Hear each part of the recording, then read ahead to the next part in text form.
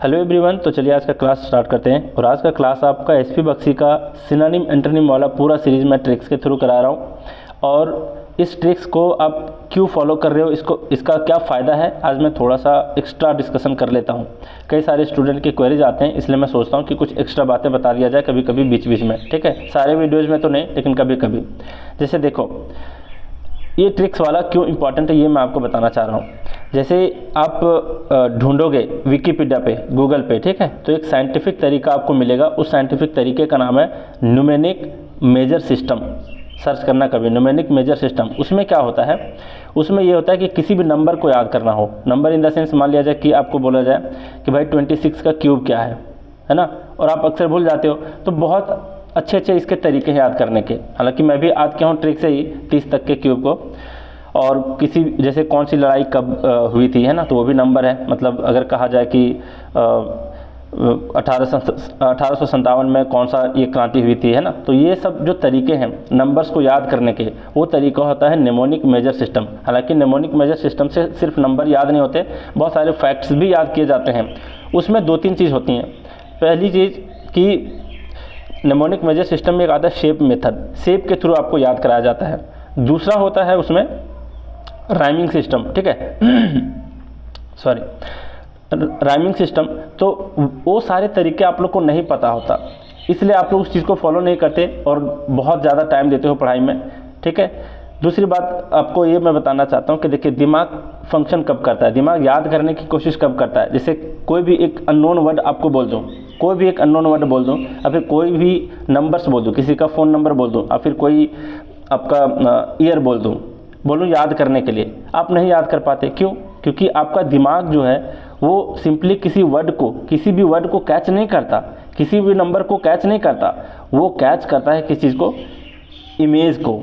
तो ये जितने ट्रिक्स होते हैं, नेमोनिक मेजर सिस्टम होता है, इमेज क्रिएशन का मेथड होता है, उसी के अंदर आता है वो, है ना, राइमिंग जो मेथड होता है, शेप मेथड होता है। तो ये सब के पीछे का लॉजिक एक ही है कि आपके दिमाग को एक इमेज दे दिया जाए। क्योंकि दिमाग का जो काम है, वो दिमाग का जो फंक्शन है, ये किसी चीज़ को याद करने का नहीं है, वो इमेज को कैच करता है। तो यही कोशिश है इस पूरे सीरीज़ में मेरी, कि मैं कुछ ऐसी बातें बता जाऊँ आपको जो कि आपका दिमाग जो है वो कैच कर ले और इमेज को सोचे, इमेजिनेशन के थ्रू उस इमेज को सोचे, और तब वो चीज़ आप जल्दी से याद कर पाओगे। जैसे होता है कि मान लिया जाए सिनोनिम एंटोनिम में बहुत दिनों से पढ़ा रहा हूँ, ठीक है, पिछले 2.5-3 साल से टेस्ट पे टेस्ट, टास्क पे टास्क दिए जा रहा हूँ, आप लोग टेस्ट लगा रहे हो, याद नहीं हो रही चीज़ें। तो हालांकि मैक्सिमम लोगों को याद हो गई है, लेकिन जो कमज़ोर तरह के स्टूडेंट हैं, जिनका जो लॉन्ग सिटिंग का जो हैबिट है वो बिल्कुल नहीं है ना, 1 घंटे डेली पढ़ते हैं, थक जाते हैं, और जिनके पास टाइम की कमी है, तो उन लोग नहीं याद कर पाए। अगर आप ऐसे स्टूडेंट में से आते हो कि आपकी हैबिट नहीं है प्रैक्टिस करने की, तो हो सकता है ये ट्रिक वाला मेथड आपके लिए बहुत ही ज़्यादा बेनिफिशियल है। ठीक है, तो जितने भी मेथड्स होते हैं, साइंटिफिक तरीके होते हैं किसी भी चीज़ को याद करने के, चाहे नेमोनिक मेजर सिस्टम के अंदर राइमिंग मेथड हो, या फिर आपका शेप मेथड हो, चाहे इमेज क्रिएशन का जो मेथड है, जो अभी मैं तरीके बता रहा हूँ, तो इसके पीछे का एक ही लॉजिक है कि आपके दिमाग में एक इमेज क्रिएट कर दिया जाए। ठीक है, फिर भी इसमें आपको क्या होगा, रिविज़न की आवश्यकता पड़ेगी। क्लियर? तो इसमें भी रिविज़न की आवश्यकता पड़ेगी, लेकिन लॉन्ग टर्म के लिए आपके दिमाग से ये सारे वर्ड्स नहीं निकलेंगे। यही मेरा मकसद है। चलिए अब बात करते हैं आगे। ये पूरा पेड बैच है, आप लोग जानते हो, ये प्रैक्टिस बैच है हमारा। अगर आपको ज्वाइन करना है तो इस नंबर पर मुझे व्हाट्सअप करोगे, मैं आपको लिंक दूंगा, वहाँ से आप फॉलो कर सकते हो। चलिए आगे बढ़ते हैं। ये आज का जो फर्स्ट वर्ड है, देखिए क्या है यहाँ पर, ये जो वर्ड है ये है एलाक्रिटी। क्या है ये? एलाक्रिटी। अगर इसको ब्रेक करोगे तो आपको लगेगा ऑल कृति। ठीक है, तो इस तरीके से आपको ध्यान रखना है, ऑल कृति। जैसे यहाँ पर कृति सैनन है ना, और कृति नाम की बहुत सारी हीरोइन साउथ में भी हैं। तो आपको ऐसे इमेजिन करना होगा कि ऑल कृति, जितनी सारी कृति नाम की लड़कियां हैं, चाहे आपकी जान पहचान की हो, चाहे जो भी एक्ट्रेस को आप जानते हो, ठीक है, वो किस तरीके से डांस कर रहे हैं, बिल्कुल ही तेज़ी से, फुर्ती से, तत्परता से डांस करती हैं।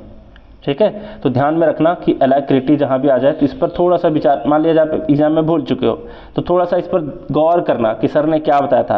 एलाक्रिटी, अच्छा कृति वर्ड है ना, ऑल है, मतलब जितनी कृति नाम की लड़कियाँ होती हैं बहुत ज़्यादा तेज़ी से डांस करती हैं, या फिर बहुत ज़्यादा फुर्तीली होती हैं, या फिर तत्परता से कोई भी काम करती हैं। ठीक। तो ये इमेज आप अपने दिमाग में बिठाने की कोशिश करो, कृति सैनन वाला, ठीक है, ये एक्ट्रेस है, ये सारे आप गाने देख चुके होंगे अभी तक, ठीक है। तो अलाकृति से क्या ध्यान रखना है, ऑल कृति तेज़ी से डांस करती हैं, फुर्ती से डांस करती हैं, तत्परता से डांस करती हैं। आगे बढ़ते हैं, नेक्स्ट वर्ड क्या है आपका, यहाँ पर नेक्स्ट वर्ड है स्विफ्टनेस। क्या है ये, स्विफ्टनेस, ठीक है। स्विफ्टनेस का मतलब भी होता है तेज़ी से, फुर्ती से, तत्परता से। अब ये कार तो आप लोग जरूर देखे होगे, सुने होंगे, है ना। कौन सी कार, स्विफ्ट कार, है ना। स्विफ्ट गाड़ी जो है ये ऑब्वियस सी बात है तेज़ी से चलती है, फुर्ती से चलती है, तत्परता से चलती है ना। तो स्विफ्टनेस, ये जो वर्ड ही बनाना स्विफ्ट, इसका मतलब ही होता है तेज़ चलना, ठीक है, तेज़ी से काम करना। तो स्विफ्ट कार से याद रख लोगे, ये स्विफ्टनेस का मतलब होता है तेज़ी से, फुर्ती से, तत्परता से। आगे बढ़ते हैं, अगला वर्ड है आपका ब्रिस्कनेस, है ना। इसका भी मतलब क्या होता है, इसका भी मतलब होता है, ब्रिस्कनेस का मतलब होता है तेज़ी से, फुर्ती से, तत्परता से। अब देखो मैं एक आपको बताता हूँ, एक बात बताता हूँ, ब्रिस्कनेस का जो ट्रिक है ये क्या है। इसको अगर ब्रेक करोगे तो ब्रिस्क को फॉलो करोगे, मतलब इसको ब्रेक करते हो तो क्या दिखाई देता है, बुरी इश्क, है ना, बुरी है इश्क, ब्रिस्कनेस, बुरी है इश्क, है बुरी इश्क। कैसे ध्यान रखोगे कि जो भी प्यार होता है, जो भी मोहब्बत होता है, जो भी इश्क होता है, अगर वो तेज़ी से हो जाए, मतलब जल्दी, विद इन अ डे, है ना, वो ज़्यादा मतलब देर तक टिकता नहीं, ठीक है। कि जो भी प्यार ओवर या नाइट अगर आपका हो जाता है तो एक सिली फाइट से भी वो क्या होता है, बिगड़ सकता है मामला। समझ रहे हो बात को। तो इसको ध्यान रखना, ब्रिस्क का मतलब बुरी इश्क। बुरी इश्क कब होती है, जब वो तेज़ी से हो जाती है। थोड़ा सा टाइम देना चाहिए, एक दूसरे को समझना चाहिए। ऐसा नहीं कि 5 मिनट बातें किया फुर्ती से और वो क्या हो गया, आपको इश्क हो गया। इश्क हो गया तो वो बहुत बुरी इश्क होती है, ठीक है। तो ध्यान रखना, ब्रिस्क जहाँ भी वर्ड देखे, ब्रिस्क से आपके ध्यान में आना चाहिए बुरी इश्क। बुरी इश्क आने की, जो इश्क तेज़ी से हो जाए वो बहुत ही बुरी इश्क है। क्लियर। तो ब्रिस्कनेस का मतलब तेज़ी से, ब्रिस्क का मतलब तेज़ी, याद रखोगे। आगे बढ़ते हैं, अगला वर्ड है यहाँ आपका प्रॉम्प्टनेस। देखो प्रॉम्प्टनेस का क्या अर्थ होता है, इसका क्या मतलब हुआ। इसको ब्रेक करोगे तो आपको थोड़ा सा देखो क्या दिखाई देगा, प्रो, एक वर्ड होता है प्रो, ठीक है। प्रो का मतलब क्या होता है, समर्थन में, है ना। किसी के समर्थक को क्या बोलते हैं, प्रो। जैसे नहीं बोलते हैं बातों ही बातों में कि ये प्रो मोदी है, मतलब मोदी का भक्त है ना। और कई बार बोलते हैं ये प्रो राहुल है, मतलब राहुल का चमचा है। ऐसे बातें सुने होगा आप। तो किसी का प्रो है कोई, इसका मतलब है कि वो उस व्यक्ति का समर्थक है ना। तो ये वर्ड कॉमन से वर्ड है, मतलब इंग्लिश वर्ड है प्रो, ठीक है। आप किसी के समर्थक हो तो प्रो आप कहलाते हो। क्लियर। अब यहाँ देखो, यहाँ पर क्या है, प्रॉम्प्टनेस, प्रोपिटी, प्रॉम्प्टनेस, देख रहे हो। यहाँ पर ध्यान दोगे, प्रो है और पीटी है। क्या है, प्रो है और पीटी है। पीटी मतलब समझ रहे हो, फिजिकल ट्रेनिंग, जो प्रेयर के बाद आप स्कूल में क्या करते थे, है ना। पीटी हुआ करता था, तो फिर सैटरडे के दिन या फिर फ्राइडे के दिन ऐसा हुआ करता था। तो जो भी उसमें क्या होता है कि बहुत सारे बच्चे होते हैं क्लास में, बहुत सारे बच्चे होते हैं, तो एक ऐसा बच्चा होता है, इस तरीके के एक ऐसा बच्चा होता है जो बहुत ही प्रो होता है पीटी के लिए, मतलब पीटी क्लास के लिए बहुत ज़्यादा वो समर्थक होता है, प्रो होता है। तो जो भी ऐसा बच्चा होता है वो क्या होगा, ऑब्वियस सी बात है, वो बहुत ज़्यादा फुर्ती होगा, बहुत ज़्यादा तत्परता से दौड़ धूप करता होगा, पीटी करता होगा, है ना, काफ़ी तेज़ी से। तो इस तरीके से आपको ध्यान रखना है कि प्रॉम्प्टनेस जहाँ भी मिल जाए, या फिर सिंपली प्रॉम्प्ट, है ना, नेस तो उसमें जुड़ा हुआ है नाउन को बताने के लिए। तो यहाँ पर क्या ध्यान दोगे, यहाँ ध्यान दोगे कि प्रॉम्प्ट, ठीक है। प्रॉम्प्ट मतलब प्रोपीटी, प्रॉम्प्ट यानी प्रोपीटी।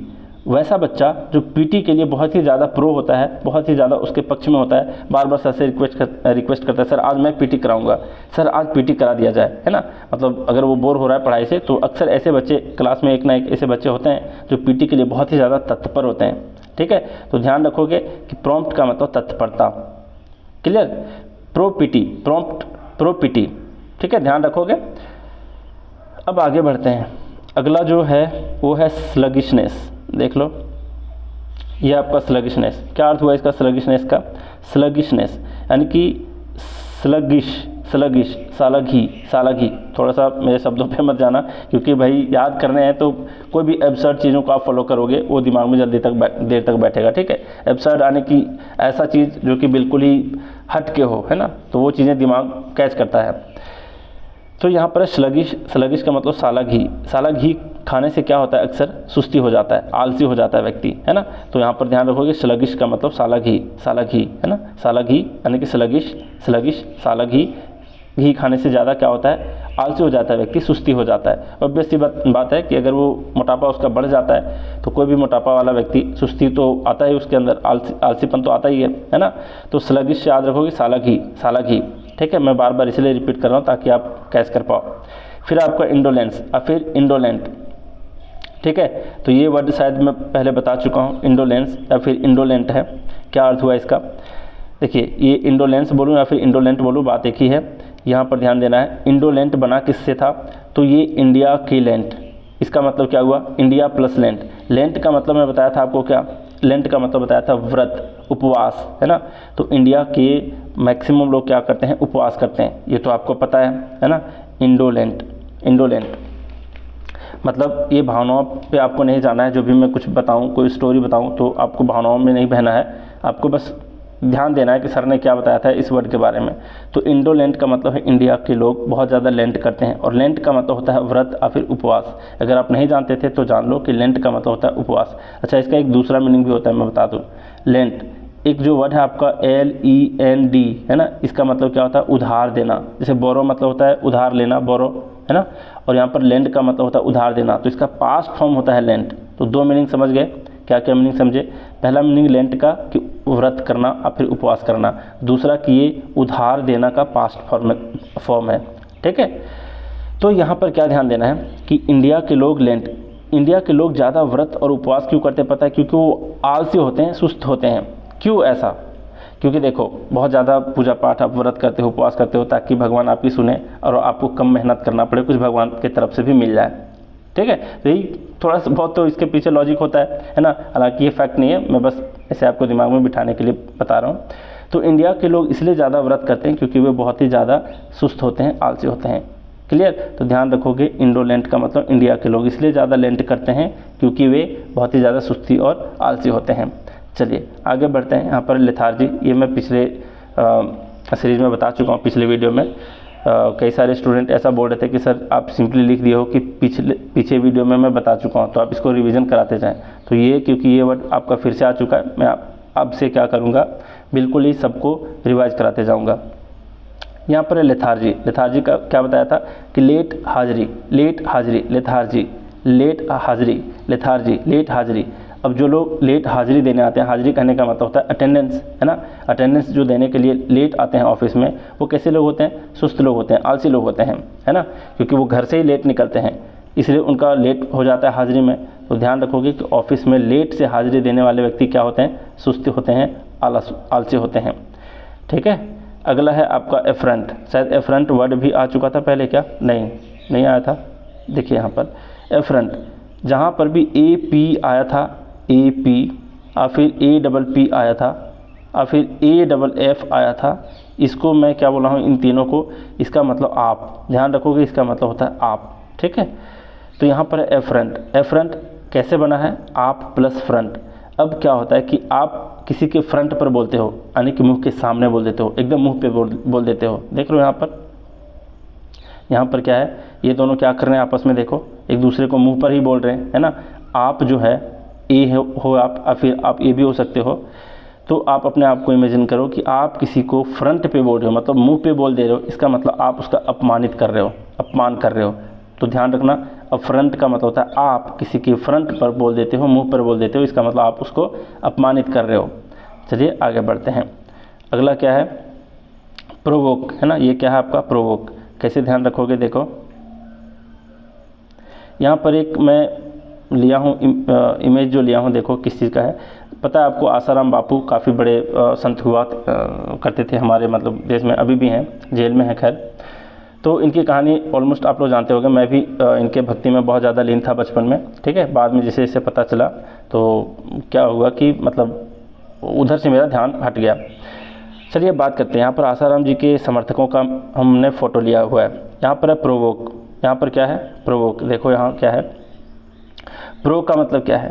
प्रो का मतलब भी बताया कि किसी के पक्ष में होना, किसी के समर्थक होना, है ना। जैसे प्रॉम्प्ट बताया था कि पीटी के पक्ष में प्रो में है वो बच्चा, तो बहुत ज़्यादा फुर्ती है। इसी तरीके से यहाँ प्रोवोक है, यानी कि कोई भी प्रो मतलब किसी का समर्थक है। तो यहाँ आपको ध्यान रखना है कि आसाराम के क्या है? सारे समर्थक लोग हैं। देख रहे हो, गेरुआ वस्त्र में है, वाइट ड्रेस में है, और आसाराम जी का यहाँ फ़ोटो लगा हुआ है ना।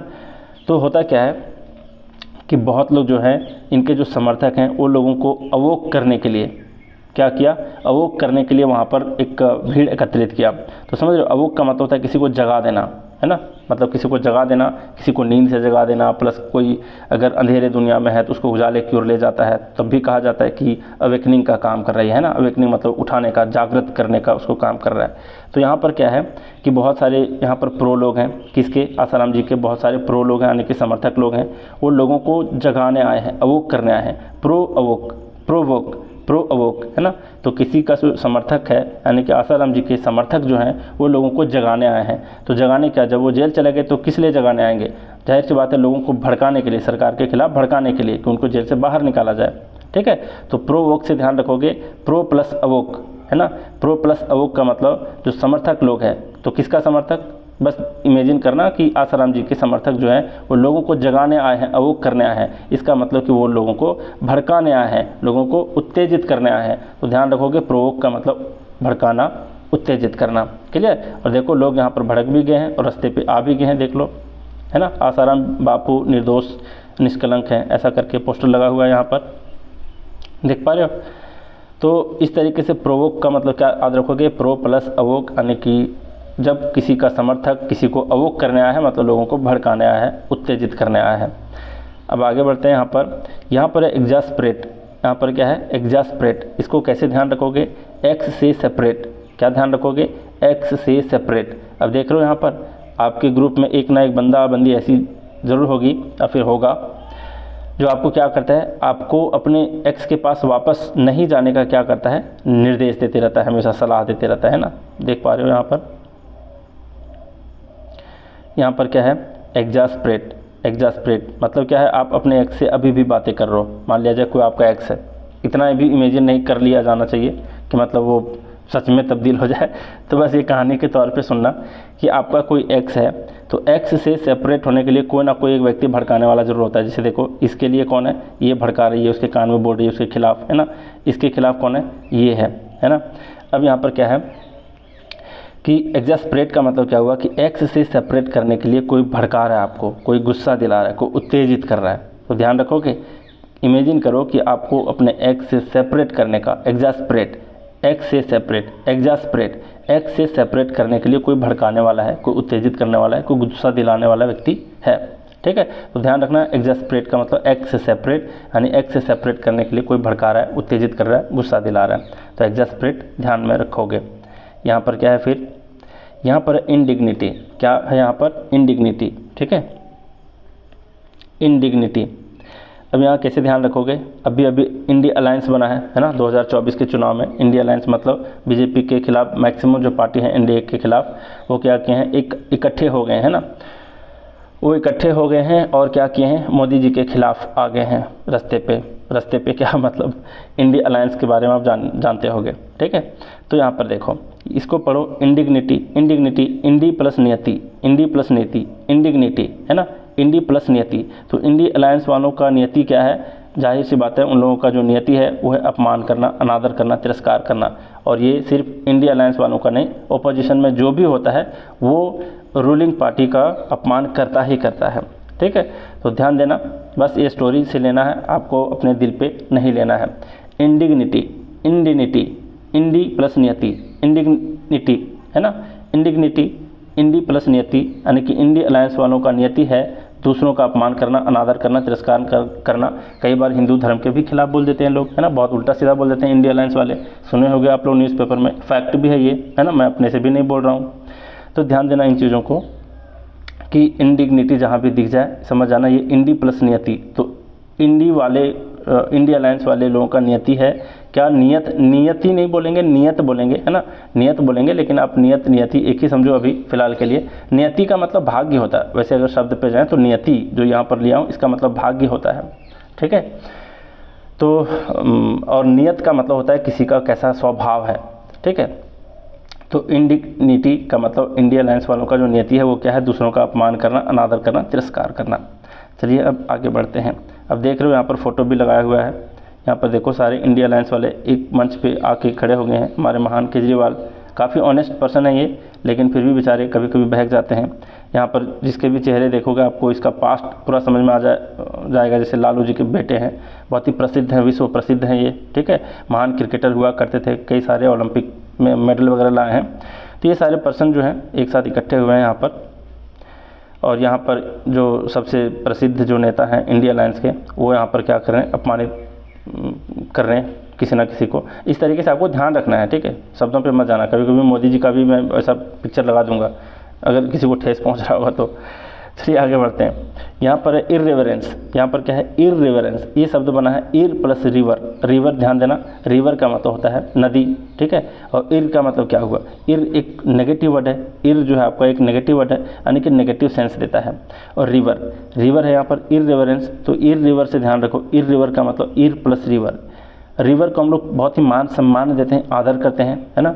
और इसके पीछे अगर इर लग गया, यानी कि ऑपोजिट वर्ड लग गया, इसका मतलब आप उसका मान सम्मान नहीं कर रहे, आप उसका अपमान कर रहे हैं, अनादर कर रहे हैं, तिरस्कार कर रहे हैं। तो ध्यान देना, इर रिवर में क्या है, इर प्लस रिवर, यानी कि रिवर का कोई अपमान कर रहा है, ठीक है, ध्यान रखोगे।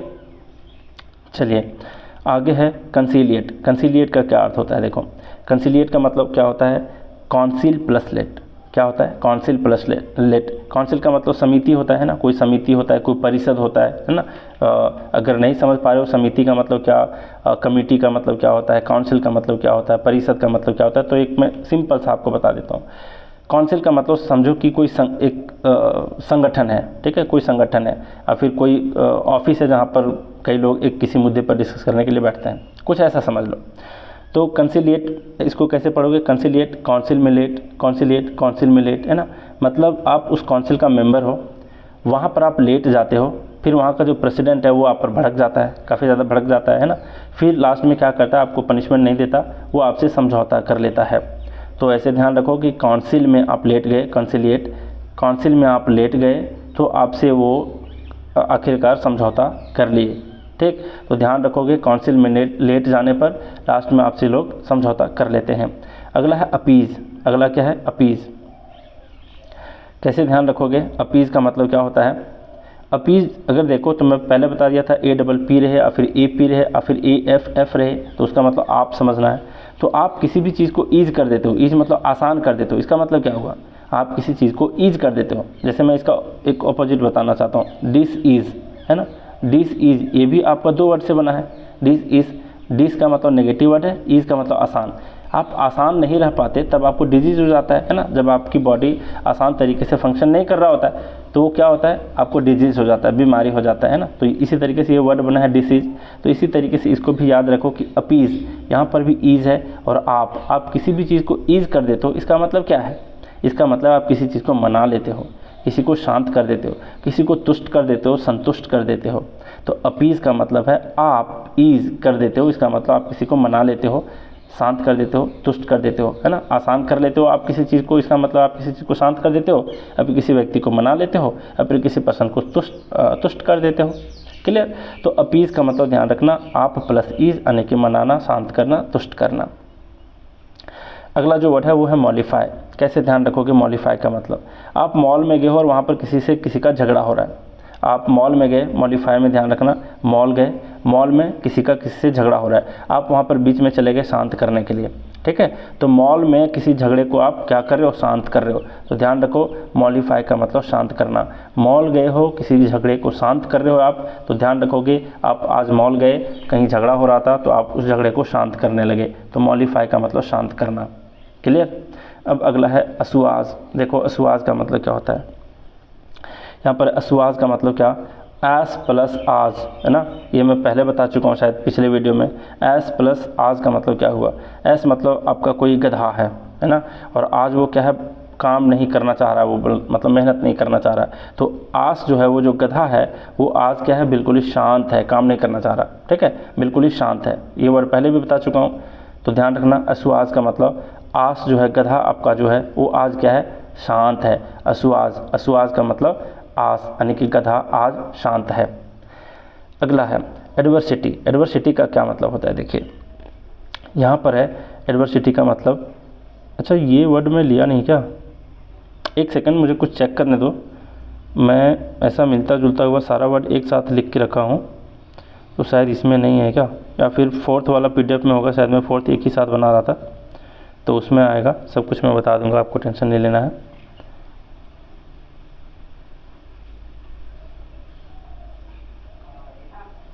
एक सेकेंड आप लोग वेट करो, ठीक है। अच्छा रुको, चेक कर लिया मैंने, देख लो यहाँ पर वो फोर्थ वाला PDF में ही है, एडवर्सिटी है ना, और आपका और बहुत सारे वर्ड आएंगे एडवर्सरी, तो वो सब में क्या डिफरेंस है वो मैं बता दूंगा। यहाँ पर देखिए, यहाँ पर है ये वाला वर्ड एडवर्सिटी। एडवर्सिटी का क्या अर्थ हुआ देखिए, याद रखोगे एसवास, आज जो ऐसा आपका गधा है वो शांत है बिल्कुल, ठीक है, काम नहीं करना चाह रहा, तो एसवास का मतलब शांत करना। यहाँ पर है एडवर्सिटी। एडवर्सिटी देखिए, ऐड जब भी कहीं आपको दिख गया तो वैसे भी ये प्रेफिक्स है, प्रेफिक्स यानी ऐड जो प्रेफिक्स है ये नेगेटिव वर्ड देता है, इसका विपरीत सेंस होता है, ठीक है, इसका विपरीत सेंस होता है, ध्यान रखना, विपरीत यानी कि उल्टा, उल्टा वाला सेंस होता है, क्लियर। तो यहाँ पर ध्यान रखोगे कि एडवर्सिटी जो बना है ये ऐड से बना है यानी कि विपरीत परिस्थिति से, और एडवर्सिटी में यूनिवर्सिटी है, आपका क्या है यूनिवर्सिटी। तो आपके यूनिवर्सिटी में मतलब आपके यूनिवर्सिटी पर मान लिया जाए कि UGC वाले आते हैं, आईसेक्ट वाले आते हैं, है ना, आईसेक्ट बोल दिया, मतलब क्या कहते हैं उसको, AICTE वाले जो आते हैं, AICTE वाले आते हैं या फिर UGC वाले आते हैं छापा मारने के लिए एक तरह से, है ना, कि भाई आपके यूनिवर्सिटी मतलब उसके लायक है कि नहीं, मतलब सारा क्राइटेरिया फॉलो कर रहा है कि नहीं एक यूनिवर्सिटी की तरह। तो मान लिया जाए आपके यूनिवर्सिटी में UGC वाले आए हैं मतलब निरीक्षण करने के लिए, है ना, उन लोग खास करके पैसे ही कमाने आते हैं, देखा जाए तो कमियां निकाल देंगे, यहाँ पर दीवार टूटा हुआ है तो आपके इंफ्रास्ट्रक्चर में ये कमी है वो कमी है, ठीक है। तो इस तरीके से कोई UGC वाले ऑफिसर्स लोग आते हैं आपके यूनिवर्सिटी में, तो यूनिवर्सिटी में आपका विपरीत परिस्थिति हो जाता है उस वक्त, बिल्कुल ही AD मतलब विपरीत परिस्थिति होना। और आपके यूनिवर्सिटी में जैसे ऑफिसर्स लोग आते हैं, आपका जो यूनिवर्सिटी है उसका क्या होता है, मुसीबत विपत्ति बढ़ जाता है ना। तो एडवर्सिटी में ध्यान रखना, आपके यूनिवर्सिटी का ऐड होना, ऐड आने की विपरीत परिस्थिति में आना। तो आपका यूनिवर्सिटी जब विपरीत परिस्थिति में आ गया है, इसका मतलब वो विपत्ति में है, मुसीबत में है।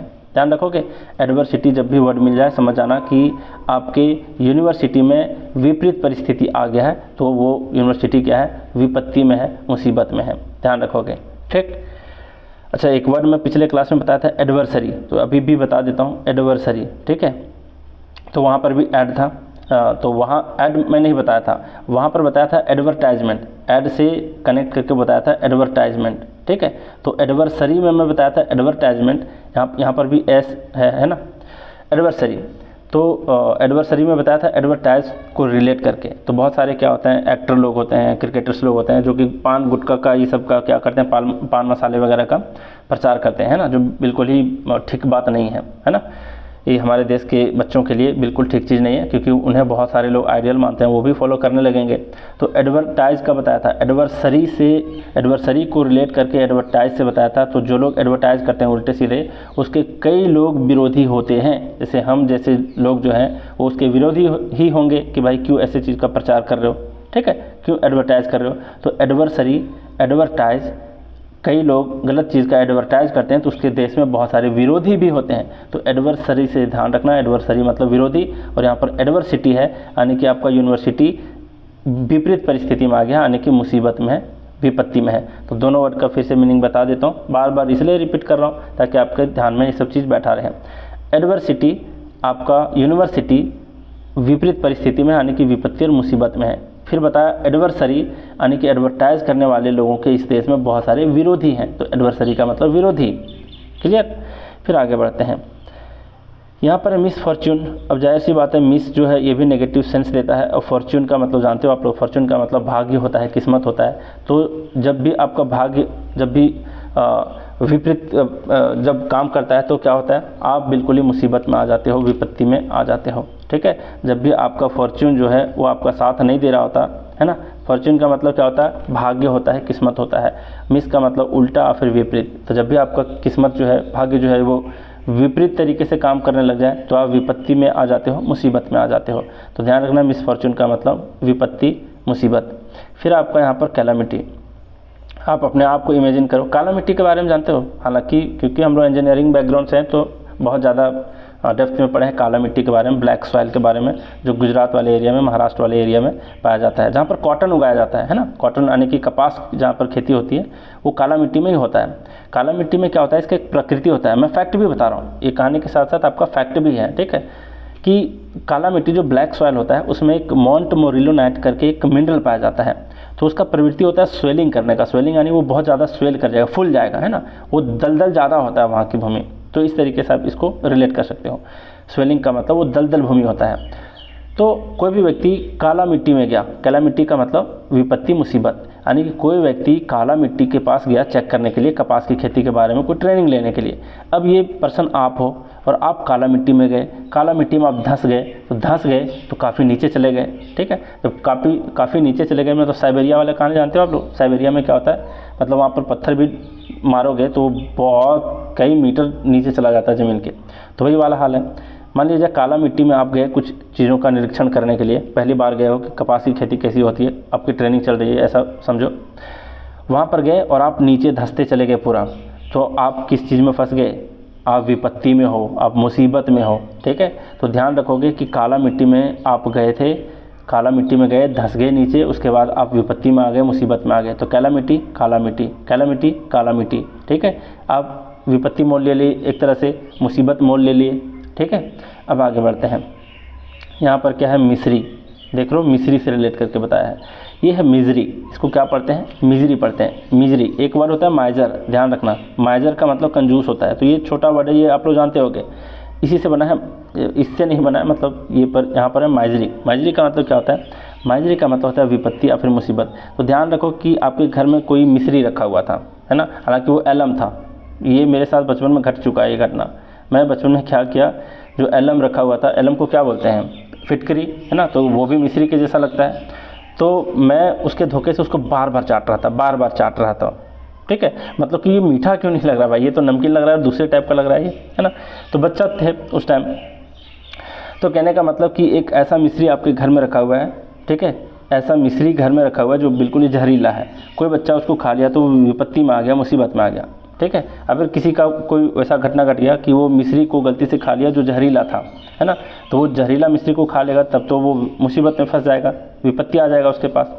तो माइजरी से ध्यान रखना, मिस्री मतलब जहरीला मिस्री खाने से विपत्ति या फिर मुसीबत में फंस गया कोई व्यक्ति। अगला है एफ्लिक्शन, क्या है, एफ्लिक्शन, यहाँ पर भी ध्यान रखोगे, एफ्लिक्शन यानी कि आप, है ना, यहाँ पर आप है और यहाँ पर इलेक्शन है ना, एफ्लिक्शन यानी कि आप इलेक्शन, जब आप इलेक्शन हार गए, एफ्लिक्शन यानी कि आप प्लस इलेक्शन, एफ्लिक्शन यानी कि आप प्लस इलेक्शन, आप इलेक्शन हार गए, इसका मतलब आप बिल्कुल ही दुख मना रहे हो, शोक में हो, पीड़ा में हो, ठीक है। तो ध्यान रखोगे एफ्लिक्शन का मतलब होता है दुख, सुख, शोक, पीड़ा, ठीक है। आप इलेक्शन हार गए, एफ्लिक्शन, आप इलेक्शन हार गए, एफ्लिक्शन, एफ्लिक्शन, आप इलेक्शन हार गए, तो आपको दुख होगा, शोक में जाओगे, पीड़ा होगा, ठीक है। तो चलिए एफ्लिक्शन सीख गए। अगला है प्रोस्पेरिटी, क्या है यहाँ पर, प्रोस्पेरिटी। अब ध्यान रखो इस तरीके से, प्रो का मतलब मैं शुरू से बताता आया हूँ, मतलब प्रो वर्ड जहाँ भी मिलेगा मैक्सिमम जगह आपको देखने को मिलेगा, हर जगह की बात नहीं कर रहा हूँ, हर जगह नहीं, लेकिन मैक्सिमम जगह मैं प्रो का मतलब समर्थक ही लूँगा, ठीक है। फिर है प्रीति, ठीक है, तो मान लीजिए आपके सर्कल में कोई प्रीति नाम की महिला फ्रेंड है, तो क्या है कि उसके आप बहुत समर्थक हो और फिर बहुत सारे लोग समर्थक हैं, तो प्रीति बहुत ही रीच है, ठीक है, बहुत ही ज़्यादा समृद्ध है, बहुत ज़्यादा संपन्न फैमिली से आती है। तो इस तरीके से ध्यान रखो कि कोई प्रीति है, उसका कोई क्या है, प्रो है, मतलब समर्थक। तो प्रीति के साथ साथ उसके जितने सारे समर्थक हैं सारे के सारे क्या होंगे, समृद्धि वाले होंगे, संपन्न व्यक्ति होंगे। तो ध्यान रखना, प्रोस्पेरिटी का मतलब प्रो प्रीति, प्रोस्पेरिटी, प्रो प्रीति, प्रीति के प्रो, प्रीति के समर्थक, है ना। तो ये सारे लोग क्या हैं, सारे के सारे लोग समृद्ध हैं, संपन्न हैं। चलिए आगे बढ़ते हैं। अगला वर्ड है आपका एंटिक, क्या है आपका एंटिक, इसको देखो, ध्यान रखो, इसका मीनिंग देखो क्या है। एंटिक का मीनिंग क्या होता है, एंटिक का मीनिंग होता है पुराना, प्राचीन, अनोखा। तो एक पुरानी आंटी है, देखो यहाँ पर एक आंटी है, पुरानी आंटी है ना, ये इलेक्शन में क्या गई हैं, वोट देने के लिए गई हैं, देख लो कई लोग यहाँ पर लाइन में लगे हैं। तो लाइन को क्या बोलते हैं, क्यू बोलते हैं, देख रहे हो यहाँ पर क्यू वर्ड है, क्यू यू ई, फिर से यहाँ पर रिपीट कर दो यू ई, तो क्यू बन जाता है, क्यू आने का इसका मतलब होता है लाइन, पंक्ति, है ना, इसका मतलब होता है पंक्ति, ठीक है। तो कोई भी यहाँ पर आपको इमेजिन करना है कि ऐसे कोई पंक्ति है, लाइन है जिसमें कई सारे लोग खड़े हैं, वहाँ पर एक पुरानी आंटी भी है ना, पुरानी आंटी, है ना, aunty plus Q, antique, antique aunty plus Q मतलब लाइन में खड़ी हैं एक पुरानी सी आंटी, ध्यान रखोगे। आंटी कहाँ खड़ी है? क्यू में।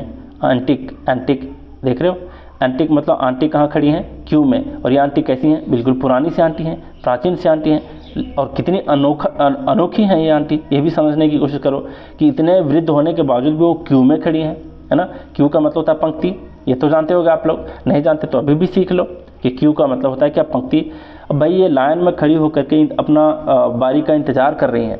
एक तो ये आंटी बहुत ही पुरानी है और अनोखी भी है। कितनी अनोखी बात है, ज़रा समझो कि इतनी पुरानी होते हुए भी वो वहाँ पर धूप में जाकर के खड़े होकर के लाइन में खड़ी हैं, क्यू में खड़ी हैं, ठीक है। तो ध्यान रखोगे antique, aunty plus Q, antique aunty plus Q यानी कि एक आंटी, पुरानी सी आंटी, एक अनोखी सी आंटी क्या है? बहुत ही वृद्ध आंटी, प्राचीन आंटी क्यू में खड़ी हैं। ध्यान में रखोगे इस चीज़ का। चलिए भाई ठीक है, ध्यान रखने वाली बात है। अब यहाँ पर एंशिएंट है, तो ये कौन सी बात है भाई? ये तो आप एंशिएंट इंडिया, मॉडर्न इंडिया, है ना, मिडिएवल इंडिया का हिस्ट्री पढ़ते आए होगे। तो एंशिएंट का मतलब होता है प्राचीन, है ना, पुराना। तो एंशिएंट का मतलब पुराना, ठीक है, प्राचीन। ओल्ड फैशन एक ही बात है, जो प्रचलन आपके ओल्ड ज़माने में था। फैशन का मतलब प्रचलन में होना, है ना। तो जो प्रचलन ओल्ड टाइम में था वो पुराना ही है, प्राचीन ही है। फिर आपका प्रीमिटिव, यहाँ पर देख लो प्रीमिटिव, प्री वर्ड से बना है यानी कि प्राचीन, प्राचीन, है ना। तो प्राचीन भी देखोगे तो यहाँ पर ऐसा मिलेगा। फिर नोवेल्टी, नोवेल्टी में नया शब्द है ना, नया, नोवेल्टी नया, है ना, नोवे, नोवे, है ना, नया है, ये नवी है मतलब नवीनता, मॉडर्न। तो इस तरीके से ध्यान रखोगे। प्रीमिटिव में ही है प्री वर्ड यानी कि प्राचीन वर्ड, प्रीमिटिव में ही प्राचीन वर्ड है। और आपका नोवेलिटी में ही नया वर्ड है, नवीनता, मॉडर्न। तो इस तरीके से ध्यान रखोगे। अगला वर्ड है वोग, यहाँ पर क्या है? वोग, ठीक है। अब आप लोग मुझे कमेंट में बताओगे वेग का मतलब, ठीक है। यहाँ पर वेग का मतलब बताओगे। यहाँ पर वोग है, यहाँ पर वोग है, यहाँ पर वेग का मीनिंग आप लोग कमेंट में बताओ। हालांकि ये वर्ड आने वाला है आपका सीरीज़ में, तो उस टाइम में इसका ट्रिक बताऊँगा। लेकिन अभी फ़िलहाल के लिए आप लोग ओग बताओ। अभी ओग के ऊपर डिस्कस करते हैं, ठीक है। वेग तो आप कमेंट में बताओगे, जहाँ पर ए है, लेकिन यहाँ पर वी के बाद ओ है, ठीक है। तो ओग का हम लोग क्या करते हैं, देखते हैं इसका ट्रिक। ओग का मतलब क्या है? ओग को पढ़ोगे अगर ध्यान से तो आपको लगेगा ओ गया, है ना, ओ बिल्कुल ही गया। तो नहीं बोलते अरे भाई वो आजकल फैशन में है, वो तो बेटा हाथ से गया, ऐसा बोलते हैं ना। मतलब बहुत ज़्यादा फैशन को फॉलो कर रहा है, बहुत ज़्यादा नवीनता, मॉडर्निटी को फॉलो कर रहा है ना। कई लोगों को देखोगे जितना मेकअप नहीं करना चाहिए उससे तिगुना कर लेते हैं, मतलब इतना ज़्यादा मेकअप कर लेते हैं, इतना ज़्यादा फैशन को फॉलो करते हैं। लड़कियां हो चाहे लड़के हो, फटे हुए जीन्स तो ठीक है भाई, थोड़ा बहुत जो खरोच वाला होता है वो बढ़िया है, वो कूल दिखता है ना, कूल दिखता है। लेकिन बहुत लोग क्या करते हैं, पूरा इतना फाड़ लेते हैं, मतलब फाड़ क्या मतलब फटा हुआ ही वो जीन्स आता है।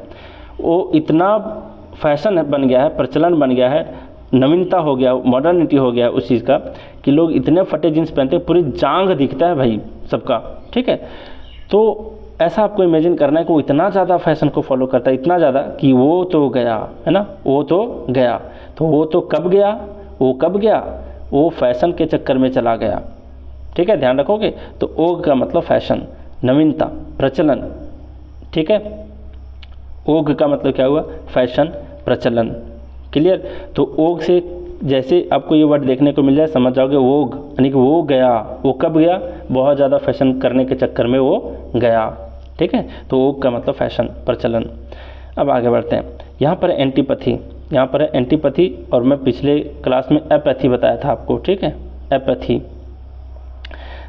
ये जो है ये आपका ऑपोजिट वाला ही वर्ड देता है एक तरह से।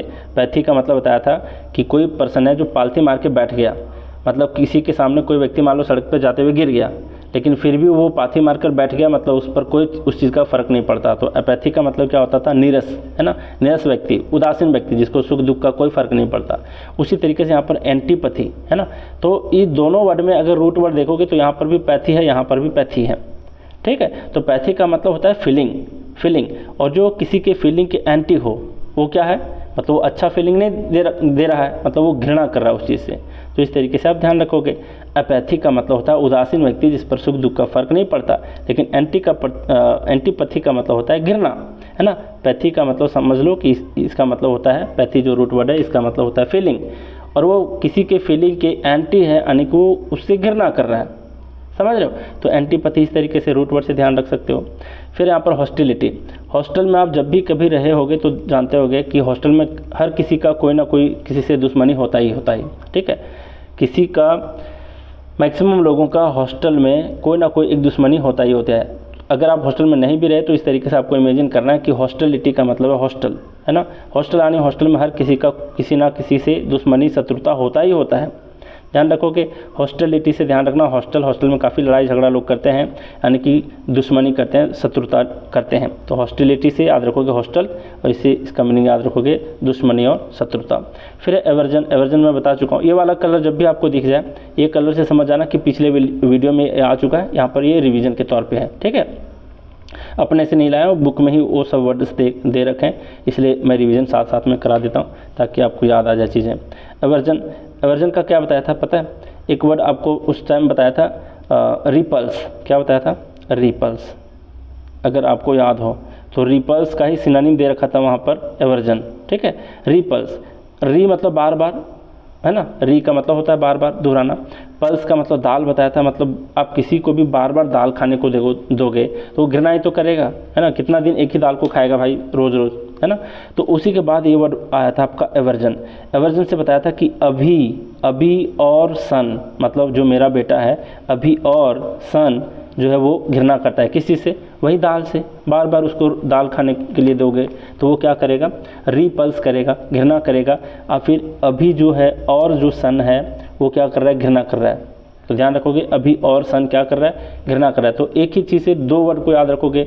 एवर्जन जब भी दिख जाए तो आपको रिपल्स भी दिखना चाहिए, मतलब अभी और सन किस चीज़ से घृणा कर रहा है? तो पल्स खाने से, तो पल्स भी याद आ जाएगा आपको, है ना। रिपल्स यानी कि बार बार उसको पल्स खाने के लिए दे रहे थे, दाल खाने के लिए दे रहे थे, तो वो घृणा करने लगा, ठीक है। तो इस तरीके से कनेक्ट करना है, चीज़ों को याद करना है। फिर यहाँ पर एडमिरेशन, इससे क्या याद रखोगे? देखो यहाँ पर आदमी है प्लस राशन है, सीधा सीधा है, आदमी प्लस राशन, है ना। इसका आप इस तरीके से ब्रेक करोगे तो आपको पता चलेगा कि स्पेलिंग भी ध्यान में रख सकते हो। हालांकि मैं पहले ही डिस्क्लेमर में लगा दिया था कि आपको स्पेलिंग पे नहीं जाना है, प्रोनाउंस जो मैं करूँगा उस पर ध्यान देना है, ठीक है। तो आदमी प्लस राशन, आदमी प्लस राशन। पता है लॉकडाउन में मोदी जी ने क्या किया था? वो अभी भी प्रचलन चल रहा है, मतलब अभी राशन का काम जो बांटने वाला जो मोदी जी किए थे, कब? लॉकडाउन में, है ना, मजबूरी में किए थे। तो बहुत लोगों को, बहुत आदमी को राशन दिए थे मोदी जी, है ना। और इसीलिए वो प्रशंसा के पात्र भी बने और अभी भी वो काम कर रहे हैं। लॉकडाउन खत्म हो गया फिर भी राशन दे रहे हैं आदमी को, है ना। तो आदमी लोग राशन लेने के बाद मोदी की प्रशंसा कर रहे हैं। ध्यान रखोगे एडमिरेशन, आदमी प्लस राशन, आदमी प्लस राशन। आदमी लोग राशन लेने के बाद किसकी प्रशंसा कर रहे हैं? मोदी जी की प्रशंसा कर रहे हैं, प्रशंसा, ध्यान रखना। एडमिरेशन, आदमी प्लस राशन, आदमी लोग राशन लेने के बाद प्रशंसा कर रहे हैं, ठीक है। आगे बढ़ते हैं। यहाँ पर है डिवोशन, यहाँ पर क्या है? डिवोशन। तो इसको ऐसे याद रखो, डिवोशन को देवो प्लस आसन। तो बहुत सारे लोग देव हैं, यहाँ पर भगवान है ना। और भगवान के सामने एक व्यक्ति आसन बिछा के रखा है, आसन पे लेट करके या फिर बैठ करके किस चीज़ में डूबा हुआ है? भक्ति भाव में डूबा हुआ है ना। तो डिवोशन का मतलब देवों प्लस आसन, देवों प्लस आसन, डिवोशन, देवों प्लस आसन। देवों के सामने आसन लगा करके एक व्यक्ति भक्ति भाव में डूबा हुआ है। तो इस पिक्चर को ध्यान में रखोगे। डिवोशन का मतलब देवों के सामने आसन बिछा करके लेटा हुआ है भक्ति भाव में, तो डिवोशन का मतलब भक्ति भाव, भक्ति भाव। क्लियर? अब आगे बढ़ते हैं। अगला क्या है? एम्पलीफाई। यहाँ पर क्या है? एम्पलीफाई। एम्पलीफाई से इसे याद रखो, एम, एम है ना। एम्पलीफाई से याद रखोगे एम में प्ले, एम में प्ले, ठीक है। एम में प्ले, एम मतलब मॉर्निंग के टाइम को एम बोला जाता है, इवनिंग के टाइम को पीएम बोला जाता है ना। तो यहाँ पर देखिए एम है, एम आने की मॉर्निंग का टाइम, प्लाई है, यहाँ पर प्लीफाई है मतलब प्ले। इस तरीके से याद रखोगे एम्पलीफाई, एम में प्ले करना। एम्पलीफाई, एम में प्ले करने से क्या होता है? आपकी मानसिक शक्ति का विस्तार होता है, आपका जो शारीरिक शक्ति होता है वो बढ़ जाता है ना। तो बढ़ना और फिर विस्तार करना एम्पलीफाई का मीनिंग होता है। क्लियर?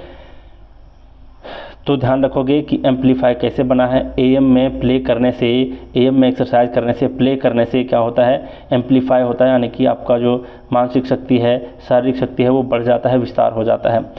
अगला है एनलार्ज। तो एनलार्ज में ही भाई लार्ज सब छुपा हुआ, यानी कि बढ़ाना, विस्तार करना, ये तो आसान है। फिर एक्सटेंड, ये काफ़ी ज़्यादा मतलब अब जैसे आपका डेट एक्सटेंड हो जाता है ना, किसी का डेट एक्सटेंड हो जाता है मतलब कि बढ़ जाता है, विस्तार हो जाता है, आगे चला जाता है ना। तो एक्सटेंड तो ये कॉमन सा वर्ड है, डेली यूज में आने वाला वर्ड है। एक्सटेंड का मतलब बढ़ना, विस्तार करना, बढ़ाना, विस्तार करना, ये भी याद रखोगे। फिर आपका यहाँ पर है डिलेशन, क्या है, डायलेशन बोलो या फिर डिलेशन बोलो। अब इसको देखो, इसको कैसे याद रखोगे, इसको याद रखना दी प्लस लोशन है ना, दी प्लस लोशन, डिलेशन, डिलेशन, दी प्लस लोशन मतलब एक दीदी हैं, वो क्या कर रही हैं, लोशन को देखो कैसे फैला रही हैं ना, विस्तार कर रही हैं, बढ़ा रही हैं है ना, अपने पूरी बॉडी में क्या कर रही है, बढ़ा रही है। तो दी जो है, दीदी जो है वो लोशन को बढ़ा रही है, फैला रही है ना। इसी में से ध्यान में रखोगे डिलेशन, दी प्लस लोशन, दी प्लस लोशन, ठीक है, दी प्लस लोशन, इस चीज़ को याद रखोगे। तो दीदी ने क्या किया, लोशन को फैला रही है, ठीक है, ध्यान रखोगे। फिर यहाँ पर इसी तरीके से एलिवेट, यहाँ पर क्या है, एलिवेट, एलिवेट, ठीक है, एलिवेट क्या है, ये एलिवेट, एलिवेट मतलब 11 kg weight, 11 kg weight, elevate. तो आप गए हो किसी डॉक्टर के पास और वो आपका चेक कर रहा है क्या वेट को, कितना वेट पाया वो आपका बढ़ा हुआ, वो आपका 11 kg वेट बढ़ा हुआ पाया, 11 kg weight, elevate, 11 kg weight, 11 weight, आपका kg कितना वेट बढ़ गया, एलिवेट है ना। तो एलिवेट से ध्यान रखोगे उन्नत करना, बढ़ाना, मतलब बढ़ जाना और फिर बढ़ाना। तो 11 kg वेट, एलिवेट से ध्यान रखोगे बढ़ना, क्लियर, एलिवेट से ध्यान रखोगे बढ़ना। अगला वर्ड है करटेल। अब देखो करटेल का क्या मतलब है, ये आपका क्या है, ये आपका एक कुत्ता है, इसकी पूंछ देख लो, इसकी पूंछ को अगर आप कट कर देते हो, मतलब कट प्लस टेल, कट कर दिया टेल को, तो ये क्या हो गया, कम हो गया, घट गया है ना, ये कुछ ये घटाना है, ठीक है। तो करटेल मतलब क्या समझोगे, curtail, cut plus tail, curtail, cut plus tail, यानी पूंछ को जब काट दिए मतलब कम कर दिए, घटा दिए, ठीक है। तो करटेल का मतलब कम करना, घटा देना। आगे बढ़ते हैं, यहाँ पर लेसन है, तो लेसन में ही आपका एक वर्ड छुपा हुआ है, लेस है ना, यहाँ पर ये छुपा हुआ है लेस। तो लेस का मतलब भी होता है कम करना, घटाना है ना। ये वाला लेसन नहीं है, LESSON, ये ध्यान रखना, इसका मतलब होता है सबक या फिर पाठ जो पढ़ते हो आप, है ना। तो lesson, lesson number 2, lesson number 3 ऐसे कहते हैं, मतलब पाठ संख्या, इतना पाठ संख्या, तो वो लेसन वाला है, चैप्टर वाला। लेकिन यहाँ पर वो नहीं है, लेसन है। तो ध्यान रखोगे लेस में, लेसन में ही आपका लेस है, और EN जो भी वर्ड में जुड़ जाता है वो वर्ब को दिखलाता है। तो लेसन यानी कम करना, घटा देना। फिर है डिम्यूनिशन। देखो डिम्यूनिशन का क्या मतलब होता है, डिम्यूनिशन का मतलब, ये मिनी वर्ड कहीं पर आपको लग रहा है मिनिमम है ना, मिनिमम या फिर मिनी, तो मिनी का मतलब भी होता है कमी या फिर छोटा। तो डिम्यूनिशन का मतलब आप ध्यान में रखोगे है ना, ध्यान में रखोगे, इसका मतलब कमी होता है, छोटा होता है। फिर यहाँ पर कॉन्ट्रैक्शन, क्या है आपका कॉन्ट्रैक्शन, तो यहाँ पर देखो कंस्ट्रक्शन नहीं है, ध्यान रखना, कंस्ट्रक्शन का मतलब निर्माण करना, बनाना होता है, यहाँ पर कॉन्ट्रैक्शन है, ठीक है। तो कंस्ट्रक्शन से इसको मत रिलेट करना। यहाँ पर देखो कॉन्ट्रैक्शन को किसी ध्यान में रखोगे, country plus action, country plus action. अब POK जब भी मोदी जाते हैं उसके अगल बगल, मतलब जब भी जम्मू कश्मीर वाले इलाके में जाते हैं, तब वो क्या कर रहे हैं, कंट्री मतलब एक व्यक्ति, मान लिया जाए, ऐसा इमेजिन करो, कॉन्ट्रैक्शन को ऐसे इमेजिन करो, मान लिया जाए आप दुबई गए हो, ठीक है, वहाँ पर मुस्लिम भाई लोग बहुत ज़्यादा रहते हैं, जो कि कहाँ से, पाकिस्तान वाले मुस्लिम भाई लोग बहुत ज़्यादा वहाँ पर रहते हैं। तो आप वहाँ पर गए हो और एक आप पाकिस्तानी से मिले हो, आप बातों ही बातों में उनसे ये कहते हो कि भाई जब भी मेरा कंट्री एक्शन में आ गया ना तो छोटा हो जाओगे, है ना। मतलब पाकिस्तान से पूरा हम लोग क्या करेंगे, आपका जो दो चार इलाका है जैसे POK हो गया वो अलग कर देंगे, फिर छोटा हो जाओगे, ठीक है। और कौन सारे इलाके हैं वहाँ पर जहाँ पर प्रोटेस्ट चल रहा है और इंडिया के समर्थन में, क्या बोलते हैं यार, देखो दिमाग से हट गया, बलूचिस्तान वाला एरिया है ना। तो इसी तरीके से बातों बातों में आप लोग क्या करते हो, आप उस भाई से कहते हो भाई जब भी मेरा कंट्री एक्शन में आ गया, कंट्री मतलब समझ लो, मतलब हमारे प्रधानमंत्री है ना, तो जब भी हमारा कंट्री अगर एक्शन में आ गया ना, संकुचन हो जाएगा आपका, सिकुड़न हो जाएगा, छोटा पड़ जाओगे, ठीक है। तो छोटा होना, कॉन्ट्रैक्शन का मतलब छोटा होना। तो ध्यान रखोगे कॉन्ट्रैक्शन आ गया मतलब आप दुबई में किसी व्यक्ति से मिले हो, तो आप उससे कह रहे हो, मतलब पाकिस्तानी व्यक्ति से, कि जब भी मेरा कंट्री एक्शन में आ गया, मतलब कॉन्ट्रैक्शन, कंट्री एक्शन में आ गया, कॉन्ट्रैक्शन, कंट्री एक्शन में आ गया, तो आप छोटा पड़ जाओगे, ठीक है। तो छोटा होना, संकुचन होना, सिकुड़न होना, ये कहलाता है कॉन्ट्रैक्शन, ठीक है। फिर आपका अमास, अमास का मतलब क्या है, देखो अमास का मतलब क्या होता है, अमास का मतलब भीड़। एक तो सबसे पहली बात कि यहाँ पर मास वर्ड छुपा हुआ है, और मास का मतलब होता है भीड़, है ना। जैसे नहीं बोलते थे कॉलेज में कि भाई आज मास बंक करेंगे, तो मास बंक का मतलब समझ रहे हो कि भाई आज सबको मिल के इकट्ठे भीड़ के साथ ही हम लोग बंक करेंगे क्लास, है ना, तब ना किसी को अटेंडेंस मिलेगा और हम पर कोई कार्रवाई भी नहीं होगी, इसलिए लोग मास बंक किया करते थे। तो मास का रियल मीनिंग होता है भीड़। तो भीड़ का मतलब क्या हुआ, जब भी भीड़ कहीं पर जुटती है तो इसका मतलब है इकट्ठा होना, एकत्र होना, है ना, तो इकट्ठा होना इसका मीनिंग है।